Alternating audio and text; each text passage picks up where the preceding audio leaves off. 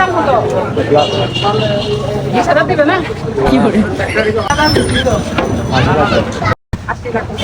80 লাগবে 20,000। 10 লাগবে 20,000 দিলে দাও, নদী যাই।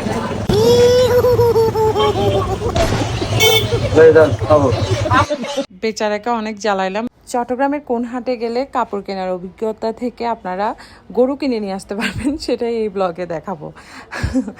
আমার বাসার পাশেই হচ্ছে একটা ছোট একটা হাট বসছে, একটা না আসলে দুইটা, মুন্সি পুকুর পাড়। তো আমি বাচ্চাদেরকে নিয়ে গেছিলাম, বাচ্চাদের সাথে পুকুর পাড়ে বসে একটু এনজয়ও করলাম আর গরু দেখালাম। বাচ্চারা খুবই খুবই খুশি হয়ে গেছে অ্যান্ড আমিও। আর আমার কিন্তু গরু অনেক ভয় লাগে, আমি কিন্তু গরু ধরতে পারি না, তো আমি একটু গরুকে ভার্চুয়ালি একটু আদর টাদর করে দিলাম। তারপর বেসিক্যালি এবার কাজের কথা বলি। গরুগুলোকে কিন্তু আমার মানে সাইজগুলো খুবই ঠিক আছে, একদম মানে একটা ফ্যামিলির জন্য একদম পারফেক্ট। অ্যান্ড হচ্ছে যে 1 মণ 1.5 মণ যারা ছোট ফ্যামিলি আছেন একদম পারফেক্ট। আর প্রাইসটাও আমার কাছে ভালোই লাগছে, যে 75,000 থেকে স্টার্টিং প্রাইস ছিল। অ্যান্ড তারপরেরগুলো 1,30,000 টাইপেরই দাম ছিল, যেটা হচ্ছে আমাদের মধ্যবিত্ত ফ্যামিলির জন্য হচ্ছে একদম পারফেক্ট। তো আমি যেহেতু গরুকে অনেক ভয় পাই, তো আমি একটু ভার্চুয়ালি আদর করে দিচ্ছিলাম, মানে দূর থেকে আর কি।